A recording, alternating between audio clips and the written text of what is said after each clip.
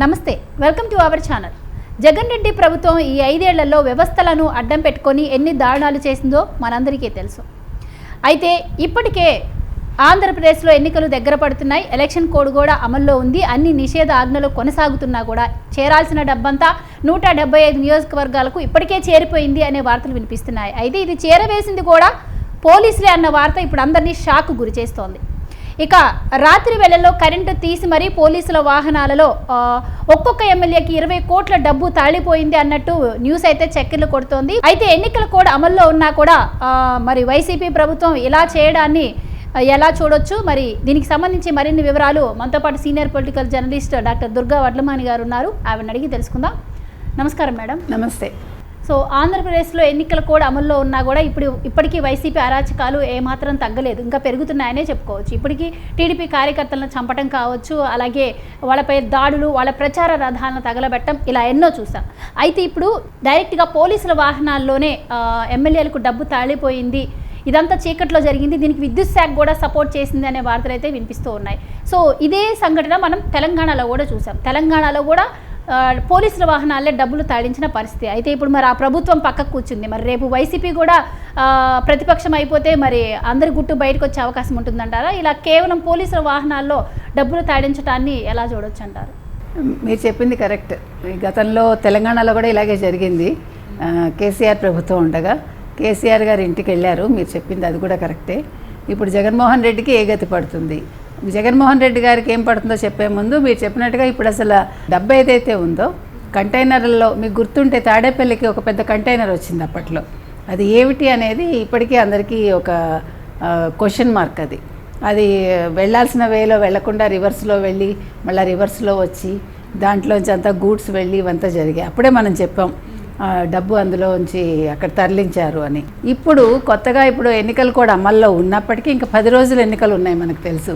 ఈ నేపథ్యంలో వాళ్ళు ఓటుకు నోటు అనే దాంట్లో ప్రజలకి ఇప్పుడు పంపిణీ చేయడంలో భాగంగా వీళ్ళు ఏం చేస్తున్నారంటే జగన్మోహన్ రెడ్డి ఒక్కొక్క ఎమ్మెల్యేకి 20 కోట్లు మినిమం పంపిస్తున్నారు. ఇప్పుడు కొంతమంది ఎమ్మెల్యేలకు పంపించట్లేదనే వార్తలు ఉన్నప్పటికీ 175 మంది ఎమ్మెల్యేలకి 20 కోట్లు చెప్పనంటే లెక్క వేయండి, ఇంచుమించు 300 కోట్ల పై మాట. అది 300 × 350 కోట్లు వస్తుంది మనకి అందాజా మనం మాట్లాడుతున్నాం.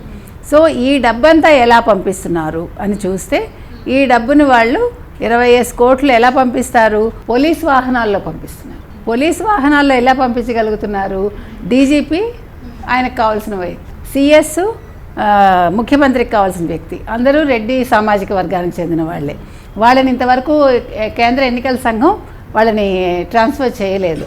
చేయకుండా జగన్మోహన్ రెడ్డి ఆపుతున్నారు అని మనం విన్నాం. సో ఈ నేపథ్యంలో ఇప్పుడు అక్కడ పై మనిషి మనవాడైనప్పుడు ఇంకా కష్టమే ఉంది. డీజీపీ కన్సర్నల్లో పోలీస్ వాహనాల్లో డబ్బు ఆటోమేటిక్గా వెళ్ళిపోతుంది. ఇప్పుడు ఈ కంటైనర్ ఏదైతే ఉందో ఆ కంటైనర్ డీజీపీ ఆఫీస్కి వెళ్ళినప్పుడు డీజీపీ ఆఫీస్ నుంచి చాలా సులువుగా రకరకాల మార్గాల్లో ఎమ్మెల్యేలకి డబ్బు చేరవేత అవుతుంది. ఇంకో విషయం ఏమిటంటే మీరు చెప్పినట్టుగా చీకట్లో ఈ పంపిణీలు జరుగుతున్నాయి. అంటే వీళ్ళు రాత్రిళ్ళు కరెంటు తీసేసి పవర్ తీసేసి వీళ్ళు ఈ డబ్బును పంపకం చేస్తున్నారు. ఒక్కొక్క ఓటుకి ఇదివరకు 1500 టు 2000 3000 ఉండేది. ఇప్పుడు 5000 నుంచి 7000 ఒక్కొక్క వ్యక్తికి ఇస్తున్నారని మనకు తెలిసింది. అంటే 7000 చొప్పున వీళ్ళు మొత్తం ఆంధ్రప్రదేశ్లో వీళ్ళు పంపకం చేస్తే ఎన్ని వేల కోట్లు అవుతుంది? దీని మీద కేంద్ర ఎన్నికల సంఘం దృష్టి పెట్టాలి ఒకటి. రెండోది ఈ చీకట్లో వాళ్ళు పవర్ తీసి పవర్ కోసం వాళ్ళు పంపిణీ చేస్తున్నారు. కానీ పవర్ ఎప్పుడైతే తీశారో వాళ్ళ పవర్ కూడా పోయినట్టే మనం అనుకోవచ్చు. ఇదొక పాయింట్. తర్వాత ఇంకొక విషయం ఏమిటంటే వీళ్ళు పాస్టర్లకు ఇస్తున్నారు. ఎందుకు? క్రిస్టియన్ ఓట్ల కోసం. ఒక్కొక్క పాస్టర్కి ఇప్పుడు ఇంత అమౌంట్ అని పంపిస్తున్నారు. ఆ పాస్టర్ ఏం చేస్తాడు? ఇప్పుడు పాస్టర్ల సంఖ్య ఎక్కువ కదా వాళ్ళకి. ఇప్పుడు క్రిస్టియానిటీని మనం తీసుకుంటే అక్కడ వాళ్ళు భక్తులు ఎంతమంది ఉన్నారో భక్తులకి ఒక్కొక్క భక్తుడికి ఒక్కొక్క పాస్టర్. సో ఒక భక్తుడికి ఒక పాస్టర్ అంటే ఒక పాస్టర్కి వాళ్ళు 5000 చొప్పున మినిమం ఇస్తున్నారని మనం విన్నాం. ఇదివరకు 5000 అంటే ఇప్పుడు డబల్ చేసి ఉండొచ్చు. సో పాస్టర్లకు ఇస్తున్నారు. తర్వాత రియల్ ఎస్టేట్ వాళ్ళకి ఇస్తున్నారు. తర్వాత కాలేజెస్, ప్రైవేట్ కాలేజెస్ వాళ్ళకి సంబంధించిన వాళ్ళకి ఇస్తున్నారు.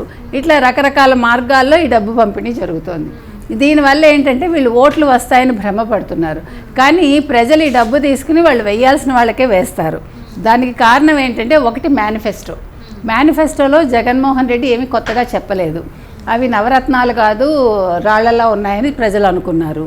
రెండోది ఈ నవరత్నాలు మేనిఫెస్టో పక్కకు పెడితే నిన్నను ప్రతిపక్షం మేనిఫెస్టో వచ్చింది, అంటే కూటమి నేతలది. అది చూశాక ప్రజలు ఫిక్స్ అయిపోయారు. వీటన్నిటినీ మించి మనకి ఈ ల్యాండ్ టైటిలింగ్ యాక్ట్ ఏదైతే ఉందో ఇది ప్రజల్లోకి కరెక్ట్గా వెళ్ళగలిగితే అప్పుడు ప్రజలు ఒక్క ఓటు కూడా జగన్మోహన్ రెడ్డికి వెయ్యరు.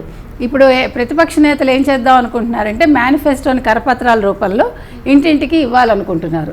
సో అందులో భాగంగా వాళ్ళు ఏం చేయాలంటే ఈ ల్యాండ్ టైటిలింగ్ యాక్ట్ ఏదైతే ఉందో దాన్ని వివరంగా పొందుపరిచి ఆ కరపత్రంలో ఇస్తే ప్రజలకు సరైన అవగాహన వస్తుంది. రైట్. ఇక్కడ ముఖ్యంగా ఆలోచించాల్సిన విషయం ఏంటంటే మేడం, ఆంధ్రప్రదేశ్లో ఎన్నికల కోడ్ అమల్లో ఉంది. అయినా కూడా ఈ పోలీసు శాఖ కావచ్చు, లేదు అంటే విద్యుత్ శాఖ కావచ్చు, ఇప్పటికీ కూడా వైసీపీ ప్రభుత్వానికి కొమ్ము కాయడాన్ని ఎలా చూడొచ్చు? ఇప్పటికీ వాళ్ళలో మార్పు రాలేదు అంటే ఇంతమంది పైన చర్యలు తీసుకున్నా కూడా రేపు ఎలక్షన్స్ పారదర్శకంగా జరిగే అవకాశం ఉంటుందంటారా? మరి తళించిన డబ్బంతా మరి రేపు విచ్చలవిడిగా ఖర్చు చేస్తే మరి పరిస్థితి ఏంటంటారు? అంటే వాళ్ళ భయం ఇంకా రాలేదమ్మా. మీరు చెప్పినట్టుగా ఈ పోలీస్ శాఖలో కావచ్చు, విద్యుత్ శాఖలో కావచ్చు, అధికారుల్లో కావచ్చు, అసలు భయం రాలేదు. ఎన్నికలు కూడా అమల్లో ఉంది అన్న భయం లేదు. దీనికి కారణం సిఎస్ ఓ పక్క, మరో పక్క డీజీపీ. ఎందుకంటే వాళ్ళకి అండదండగా వాళ్ళు ఉండడం వల్ల వీళ్ళు ఇంత ధైర్యంగా చేయగలుగుతున్నారు. ఎన్నికలు కూడా అమల్లో ఉన్నప్పటికీ చేస్తున్నారంటే కేంద్ర ఎన్నికల సంఘానికి ఇంకా ఫిర్యాదులు సరిగా వెళ్ళటం లేదు. ఇందాక వాళ్ళు చెప్పారు, మాకు ఏకంగా ఎన్ని వేల ఫిర్యాదులు, 16,000 చిల్లర వాళ్ళకి సివిజిల్ ద్వారా వచ్చింది. ఇవాళ మీనా మాట్లాడుతూ చెప్పారు ఆ మాట, ఇట్లా మాకు కంప్లైంట్స్ వచ్చాయని. ఇన్ని వేల కోట్లు పట్టుకున్నాము, ఇంత లిక్కర్ పట్టుకున్నాము, ఇన్ని మెటీరియల్స్ పట్టుకున్నాము, ఇవన్నీ చెప్పుకుంటూ వచ్చాడు ఆయన. ఇవన్నీ పట్టుకుంటున్నారు సరే, ఆయన ఏ రకంగా వీటి మీద చర్యలు తీసుకుంటున్నారో మనకు చెప్పాలి ఆయన. ఎందుకంటే ఇక్కడ రాష్ట్ర ఎన్నికల సంఘం దృష్టి పెడితేనే అది కేంద్ర ఎన్నికల సంఘానికి వెళ్తుంది. ఆయన ప్రెస్ మీట్ పెట్టేసి చేతులు దులుపుకుంటే కుదరదు.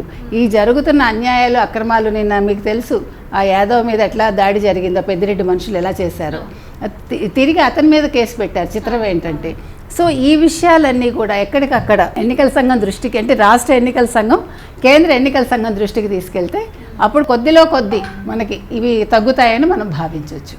Right madam, thank you so much.